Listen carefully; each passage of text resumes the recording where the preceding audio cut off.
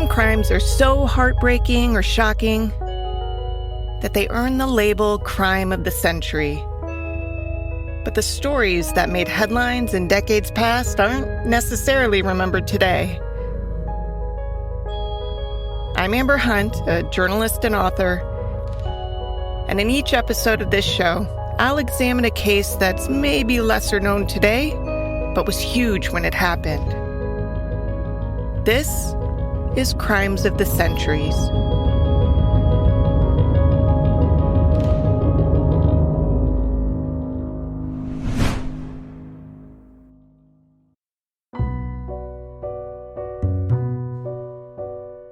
Barton Key stood in Washington, D.C.'s Lafayette Square, waving his handkerchief in the air, hoping to catch the eye of his lover.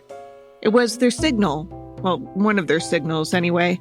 Another way Key would get his lady's attention would be to hang a string from the balcony of a love nest he had rented in a poor section of town, a section no one would think to look for Barton Key. He was, after all, the son of the famous Francis Scott Key, whose poem written during the War of 1812 became the lyrics of the Star-Spangled Banner. And Barton was no slouch himself, having been appointed U.S. District Attorney of Washington, D.C., by both presidents, Franklin Pierce and James Buchanan. He had waved his white handkerchief countless times from his little spot outside of the clubhouse, where the city's rich and powerful would hang out to tell stories and drink booze, near the White House. Usually, what would happen was that Key's love interest, a 23-year-old woman named Teresa, would spy him from a window of her home and signal back something in the affirmative to let him know that she would meet him shortly. But this day, Key's signal was intercepted by Teresa's husband, who happened to be Key's really good friend. And that husband was pissed. Key didn't know it yet, but this day, February 27th, 1859, would be his last day alive. And his death would not only be one of the first trials to issue turn-of-the-screw daily updates, allowing readers worldwide to hang on its every twist and turn, but it would also trigger the very first time anyone used a temporary insanity defense in America. People might not be familiar with this. It happened 2 years before the Civil War, when a murder unfolded in Lafayette Square, near where the White House is. The case and the trial would change America forever. Rarely are the players in a criminal case as well-respected and well-connected as those in today's story. Francis Scott Key is best known as the writer of our national anthem's lyrics, but when he was alive, he was known first as a talented attorney.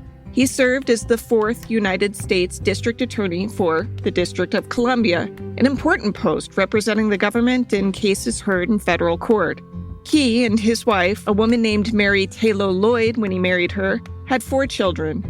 Their oldest was Philip Barton Key II, a man named after Francis Key's uncle who had been a mentor to the lawyer. The uncle had been a history maker in his own right, serving as a U.S. Circuit Judge nominated by President John Adams, and later as a U.S. House Rep. To keep everyone straight, the uncle Philip Barton was called Philip, while Francis's son went by middle name Barton. Barton the son was destined to follow the professional footsteps of his father and great-uncle and became a lawyer himself. He married a woman named Ellen Swan, with whom he had 4 children, 3 daughters and a son.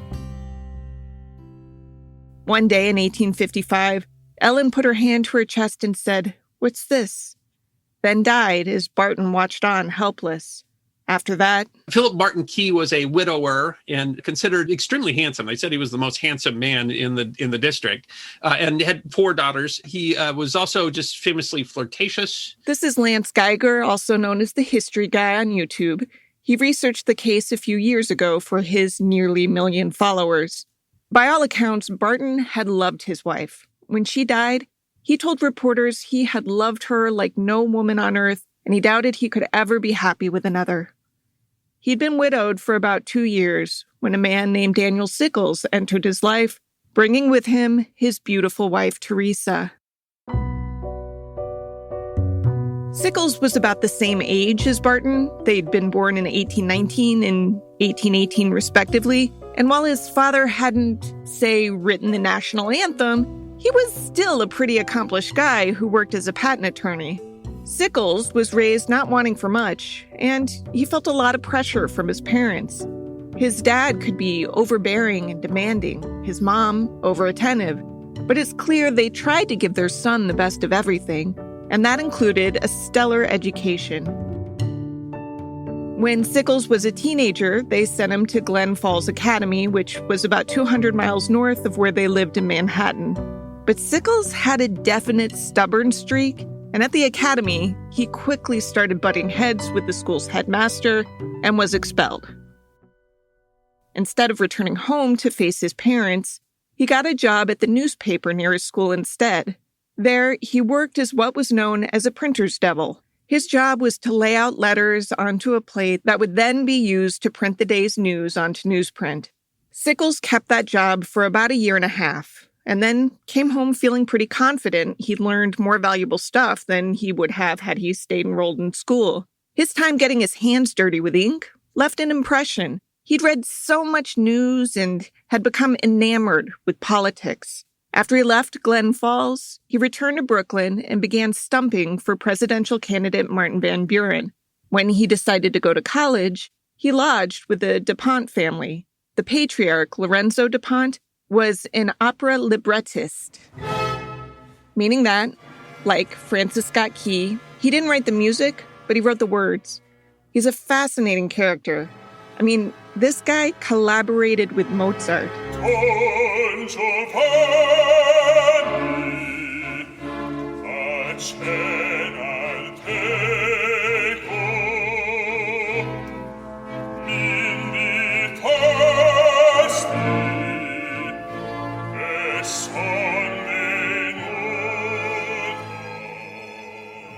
DuPont also taught Italian at a university, and he served as something of a mentor for Sickles, which wasn't always a good thing.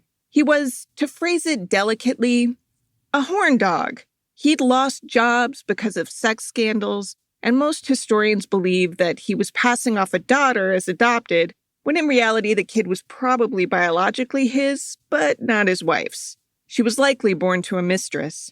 That daughter was named Maria, who married another famed composer, this one named Antonio Baglioli, who was... This music teacher in New York, was a very famous music teacher, was considered very important to the development of music in the United States. Maria and Antonio had one child, a daughter named Teresa, born in 1832. She was urbane, she spoke like 5 languages, she was beautiful. Now, all of these people lived together, the whole DuPont family, as well as Daniel Sickles. When Sickles first arrived, Teresa would have been learning to walk. Her parents treated her like she was the center of their world, which she kind of was, since she was an only child. She got excellent schooling and loved to learn. This was quite the combination, especially in the 19th century. By the time Teresa hit her teens, she was like an old soul talking with people far older than she was, and talking intelligently about music and poetry and philosophy. And she was more than just beautiful. She was reportedly mesmerizing. There are no photos of her, and I suspect that the etchings that were eventually reproduced in newspapers didn't quite do her justice, because she was described as almost otherworldly. One newspaper referenced her, quote, Italian luster and depth of eye, end quote. She had dark skin from her Italian heritage, lustrous dark hair and delicate features. One newspaper called her remarkable. I mean, by all accounts, this girl was a catch. Sickles was handsome as well, and while he didn't live with the DuPonts all that long, he did stay close with them. He visited year after year, watching as Teresa grew literally from a toddler to a not-quite woman. In the interim, Sickles studied. He attended New York University and studied law under none other than the future Union General Benjamin F. Butler, who was known as Spoons for his occupation of New Orleans during the Civil War. This is Ranger Matt Atkinson giving a talk on Sickles for the Gettysburg National Park Service. Under Benjamin Butler's tutelage, Sickles earned his law degree and passed the bar in 1843. He also got involved with Tammany Hall, a notorious New York political organization that was as powerful as it was shady. Daniel Sickles fit right in. His early years were marked already with graft. He was accused of stealing money from another man. He embezzled money meant for a political pamphlet, and he was accused of mortgage fraud. The connections made, though, through Butler opened a new world to Dan Sickles, and that new world was politics.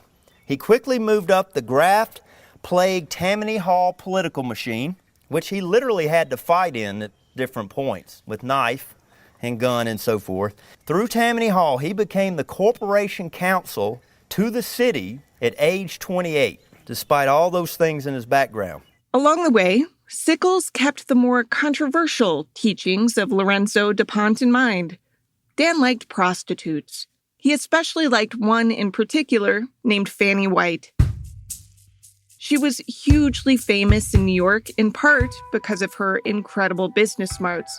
She ran a bordello on Mercer Street that I found cited in 1850s divorce complaints, as in, "Your Honor, grant my divorce because I caught my husband at Fanny White's." Fanny fell in love with Dan, whom her servants referred to as her man. She bought him expensive suits, they ate at the best restaurants, and they drank like the kindred spirits they clearly were. Fanny's exploits with Sickles are described pretty frequently in a biography written about her. In one story, the two reportedly spent an evening drinking their way through a series of saloons before running into one that didn't allow women.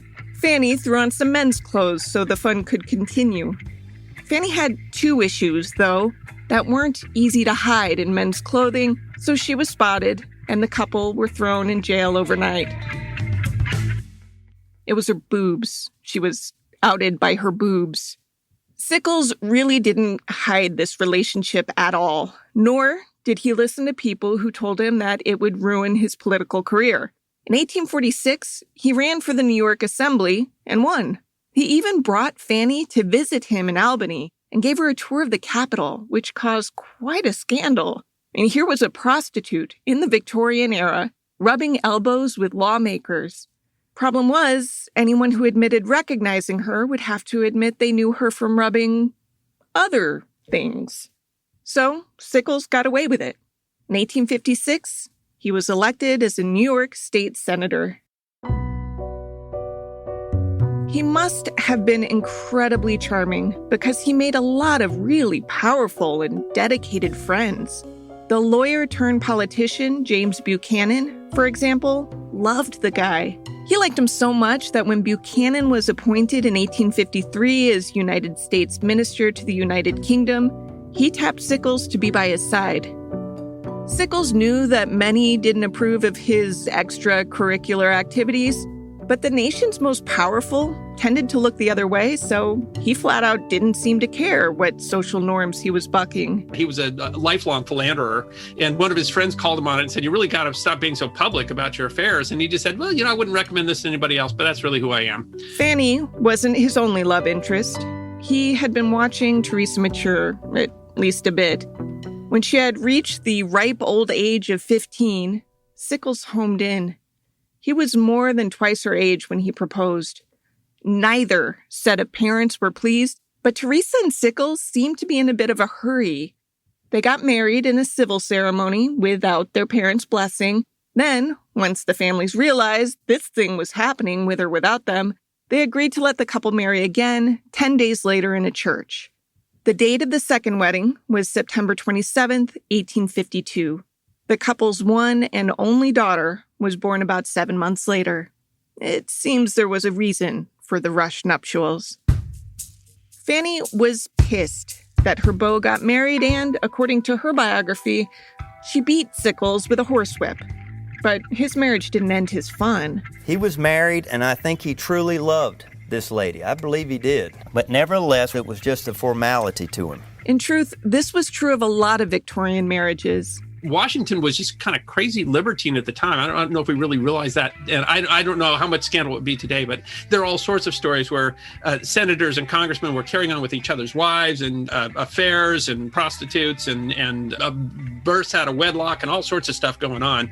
As much of a maverick as Daniel Sickles purported to be in some aspects of his life, he wasn't willing to buck this particular trend and stay faithful to his wife.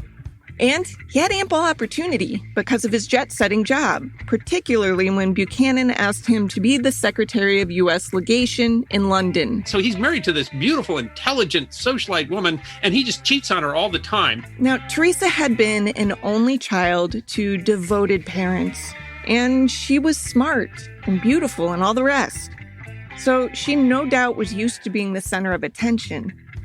Sickles really did seem to care for her and their daughter, Laura Buchanan Sickles, enough so that he had them move to Washington, D.C. when he was elected to the Senate in 1856. A lot of the men, and Congress was 100% men back then, left their families at home and visited places like Fanny White's on Mercer as often as they pleased. Sickles still frequented the brothels, but he went home to his wife at night. Along the way, Sickles befriended Barton Key, the man with the handkerchief from the intro. In fact, these two men had not just been friends, but political allies.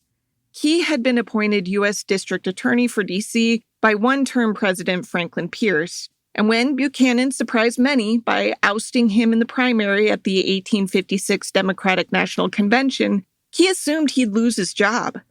New presidents often clean house and bring in their own people when elected.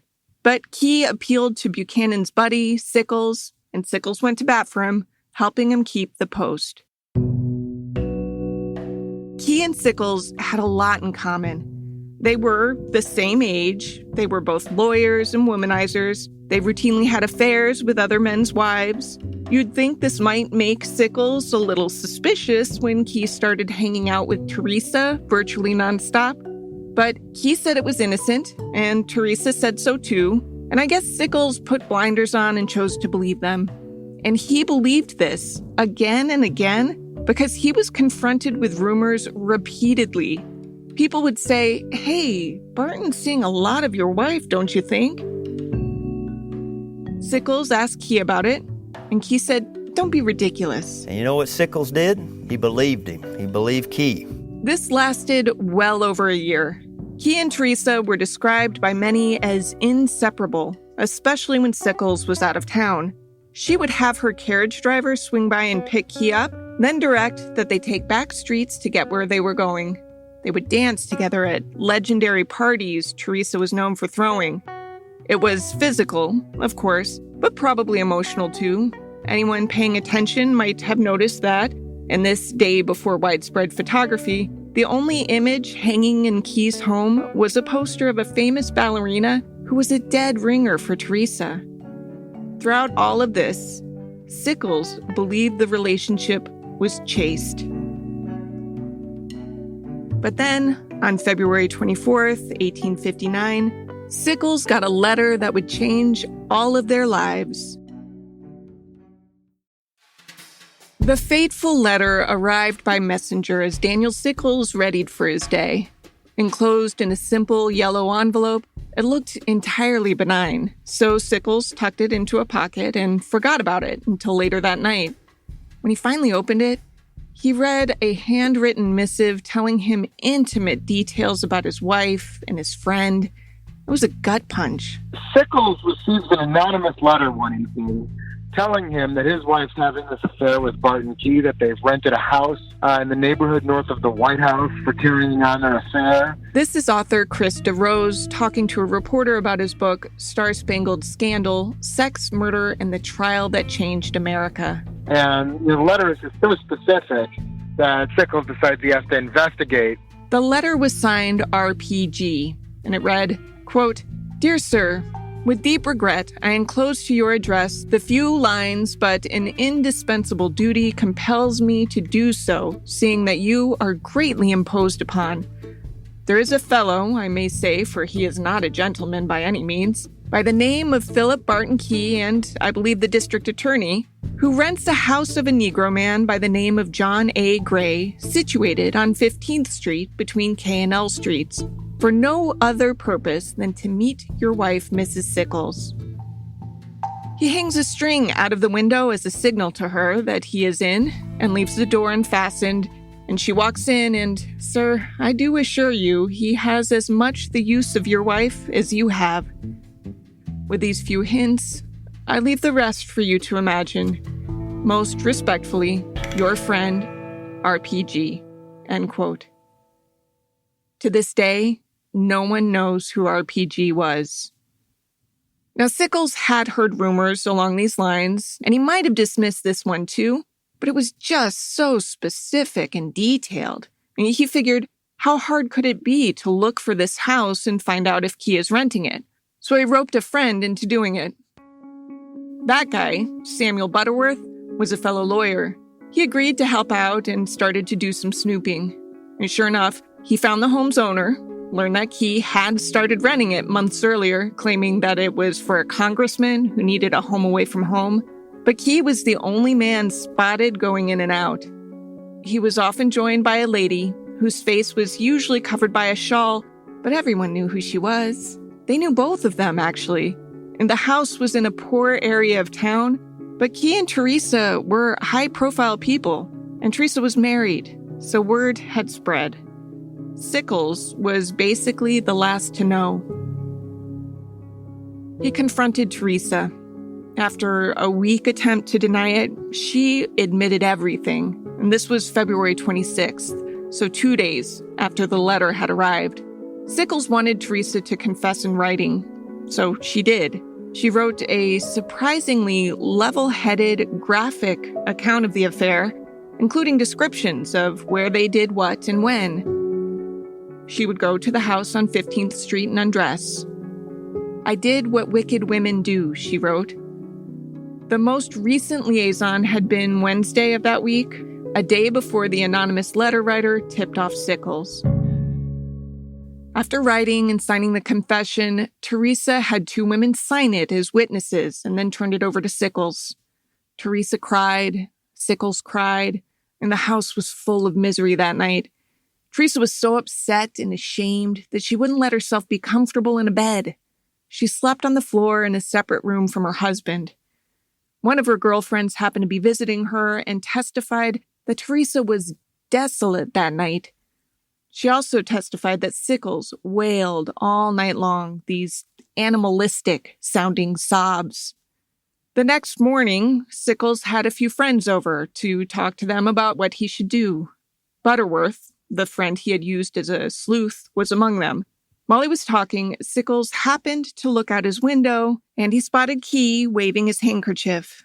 It was one of the ways Sickles now knew that his former friend signaled his wife for sex.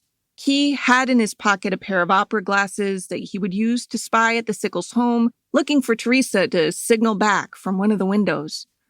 This morning, he didn't spot her. It was unusual, and the two had been joined at the hip for so long. So Key, completely oblivious to the fact that his affair was now not only known, but described in detail to Dan Sickles, walked around Lafayette Square, biding his time and waving his handkerchief every so often. Butterworth told Sickles he didn't have any good advice on how to handle this situation, but he also reportedly added that there was only one thing a man of honor could do. Butterworth left the house and walked past Key. Instead of telling the doomed man, "Hey, trouble's afoot, bud. You might want to stow away that hanky and watch your back," Butterworth made time-killing small talk instead. Meanwhile, Sickles grabbed 3 guns. Sickles loses it. Whether he loses his mind is something that gets discussed at trial, but loses it and goes outside wearing 3 guns under a trench coat on an unseasonably warm February day. He fires quite a few shots over the course of 2 or 3 minutes based on the eyewitness testimony. Key was caught completely off guard. He'd seriously spotted Sickles walking toward him and reached out his hand in greeting. The first bullet went through that hand. Key stepped forward and the two struggled for a moment and Sickles dropped the gun. But Sickles shook free and pulled out another pistol. Unarmed, Key cried out, "Don't murder me!" and threw the only item he had with him, a pair of opera glasses, at Sickles. Now, normally Key would have had a gun in that pocket, but this day was Sunday, also known as Bath Day. He had changed suits. He apparently left his gun in his other coat. So he threw the opera glasses, which hit Sickles without effect and fell to the ground. Sickles fired again. This bullet went into Key's thigh. Key, meanwhile, was backing up and screaming, "Murder! Murder! Don't shoot me!" Sickles was screaming too. "You defiled my bed!" Sickles pulled the trigger again, but the gun misfired. Sickles cocked it another time and shot Key in the chest at close range. He then pointed at Key's head and pulled the trigger one more time, intending a coup de grace, but the gun again misfired. Witnesses finally pulled him away before he could try another shot. This whole scene played out on Pennsylvania Avenue, within sight of the White House. This is Lafayette Park, middle of the day, bright sunlight. You could see, if you were in the White House in the right window, you could have seen this occurring. Witnesses carried Key to a nearby tavern.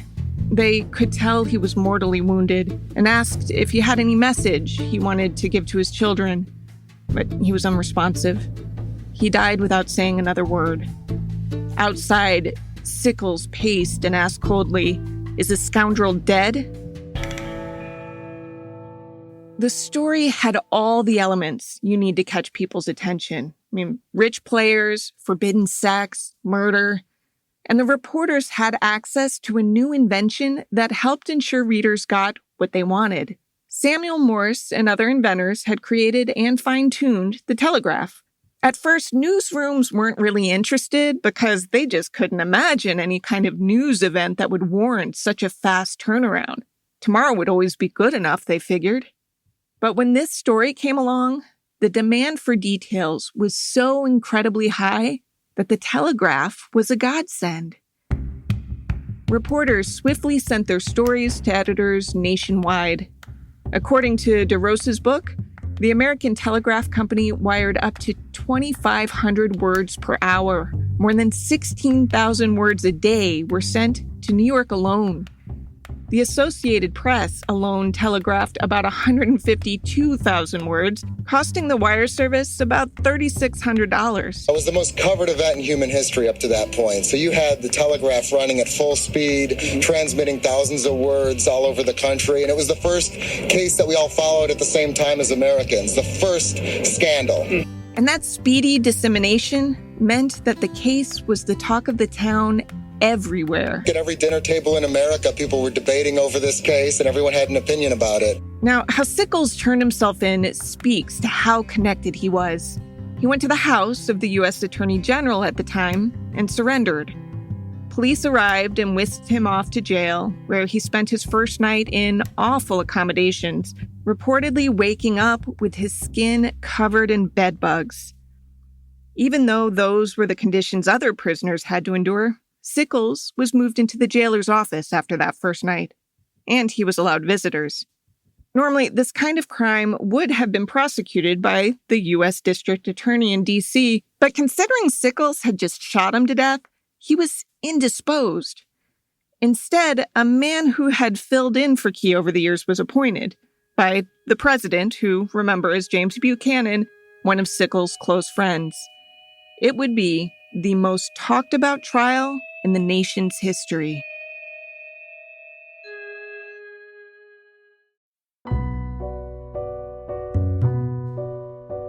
The man appointed to prosecute Daniel Sickles in the murder of Philip Barton Key was named Robert Ould, who amazingly didn't seem to care about how well connected the accused was politically. And by all accounts, it doesn't sound like he had any intention of throwing the match.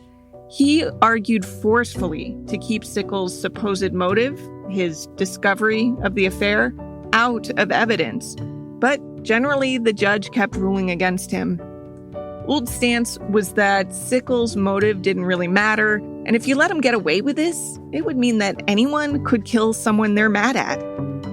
Despite being accomplished and even seeming pretty passionate about the case, Ould didn't have a lot of experience actually arguing criminal cases in a courtroom, and he was outmatched.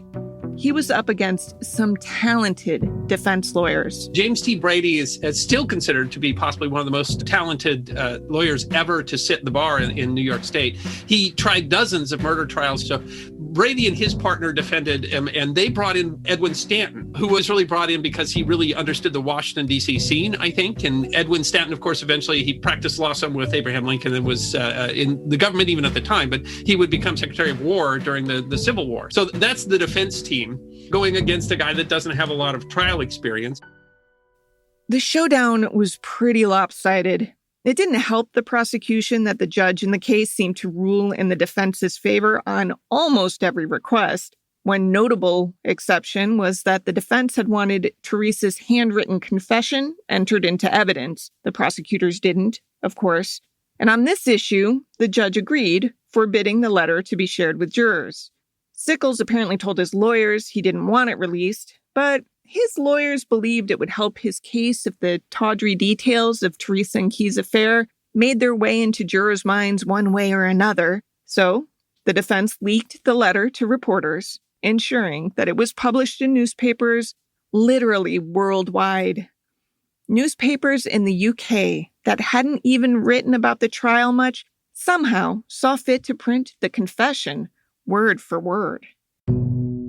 It was the only way the defense figured they could get Sickles off. They, of course, couldn't argue that he didn't do it. It was broad daylight, there were many witnesses, and he confessed to everyone he ran into. And the defense also couldn't claim he was insane, which had been used as a defense in previous cases. In this case, Sickles couldn't plead insanity because people had interacted with him before and after the killing, and he was quite well aware of his surroundings and what he was doing. And so they argued that he was just temporarily insane. That's a very novel defense here in the Sickles case. The justice system was largely based on the United Kingdom's, and the UK had fairly recently dealt with a game-changing case of insanity. In that case, a Scottish guy named Daniel Naughton traveled to London to kill the Prime Minister because he said Tories in his country were harassing him and even plotting to murder him. To put a stop to it, he fired his gun when he thought he spotted Prime Minister Robert Peel, but it was actually Peel's secretary, Edward Drummond, who died from the gunshot 5 days later. Before Naughton, the English courts had only accepted an insanity defense if someone were obviously stark raving mad, like a wild beast. This case challenged that because Naughton could very clearly articulate why he'd killed the man. But he was also clearly delusional. A new test was born to gauge insanity. Number one, did the defendant know what he was doing when he committed the crime? Or number two, did the defendant understand his actions were wrong?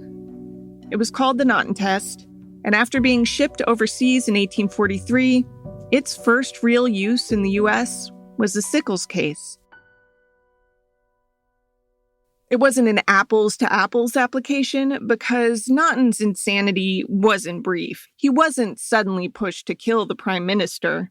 He'd been delusional for some time before and would continue to be afterward. Sickles, on the other hand, was just fine until that RPG letter arrived, and his lawyers argued he was fine after shooting Key as well, but not at the moment of the murder. Temporary insanity defense, because people were talking to Sickles before the shooting. They were talking to him after. In fact, he went and turned himself in Franklin Square, the home of the Attorney General. Everyone said he seemed fine. And so to argue insanity, they just say, well, it was temporary insanity, really just long enough for him to walk across this square and kill the U.S. attorney.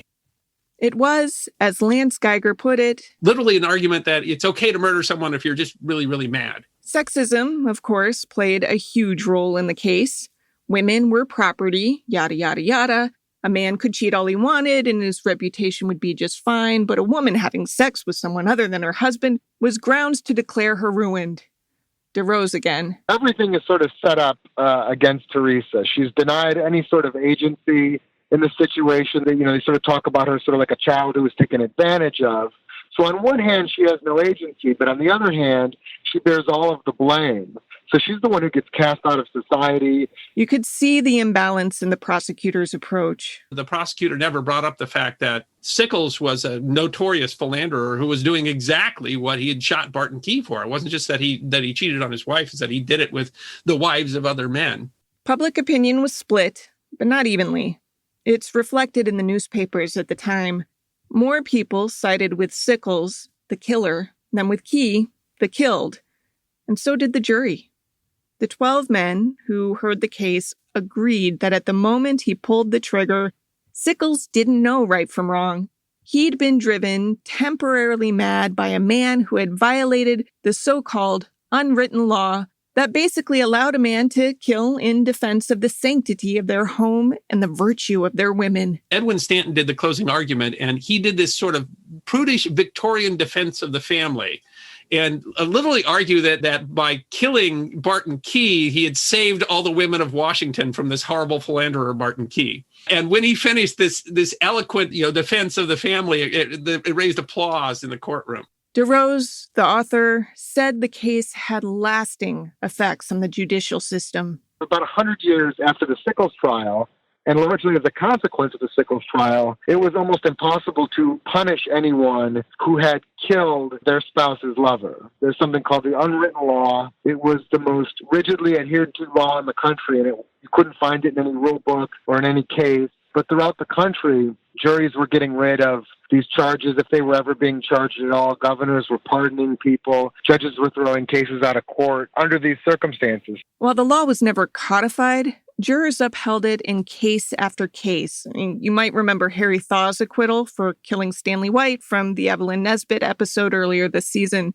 Jurors routinely gave men the right to kill their wives' lovers right up until the 1950s. And once society begrudgingly began to acknowledge that we women have agency, it was hard to argue that men had the right to kill their wives' lovers. And today, the general rule of thumb is that if you have time to consider what you're doing, you're probably doing it on purpose and could be found guilty of murder. If it's a spur-of-the-moment, act of passion type thing, you could get manslaughter, depending on the state. I mean, personally, I follow my own adage, don't murder people. Problem solved. A few postscripts to the story. Sickles went on to live a long and storied life, never really shaking off his tendency to be ruled more by emotion than logic. The Civil War came swiftly after his acquittal, and Sickles rose in the army to the rank of Major General. During the Battle of Gettysburg, he was ordered to take up a defensive position in one spot, but instead marched his men to a different spot that he liked better.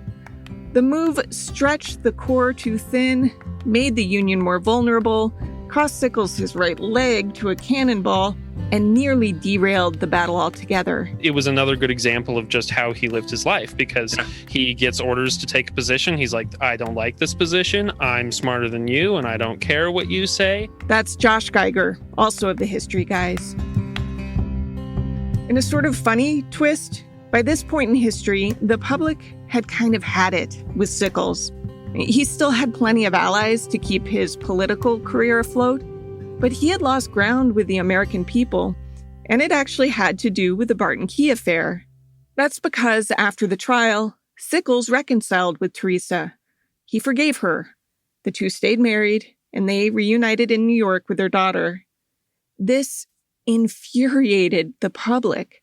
DeRose sums up the outcry with an anecdote. There's this incident where a group of women are watching Sickles speak in Congress, and they can tell that, well, the first woman says, boy, that guy down there, who is he? He's being shunned by his colleagues. And the second woman says, oh, well, that's because he killed Barton Key. And the third woman says, no, that was all right. The problem is that he went back to his wife afterward. The thinking was, if the affair was so trivial that you could forgive your cheating wife, how could it also be so terrible that it was worth killing Barton Key over it? Sickles defended himself by saying he couldn't let the mother of his child be forever shunned by society. She had earned too much notoriety to be able to remarry, and so if he didn't forgive her, he'd be ensuring she and daughter Laura would be outcasts. He got so sick of people criticizing him that he wrote a letter to the New York Herald that was first printed there and then published nationwide, in which he said, "Hey, this was my choice, and I stand by it." It turned out, though, that sparing Teresa from a tragic fate wasn't within Sickles' power. The woman whose love life had been splashed all over newspapers worldwide, who had lost a man she no doubt loved, however forbidden that love was, ended up dying at age 31 of consumption.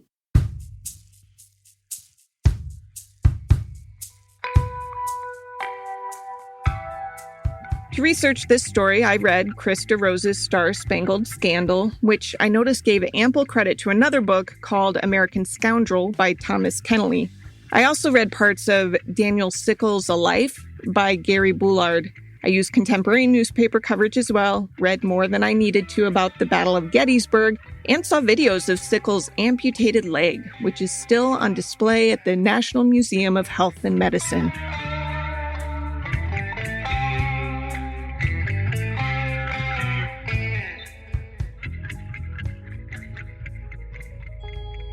Crimes of the Centuries is a production of the Obsessed Network. To learn more about its shows, go to obsessednetwork.com. This case was researched by me, Amber Hunt, and produced by Garrett Tiedemann. Original music is by Bruce Hunt and Andrew Higley. Other music comes from Blue Dot Sessions. If you like us, help us out by rating and reviewing us on Apple Podcasts. For more information or to recommend a case, go to centuriespod.com.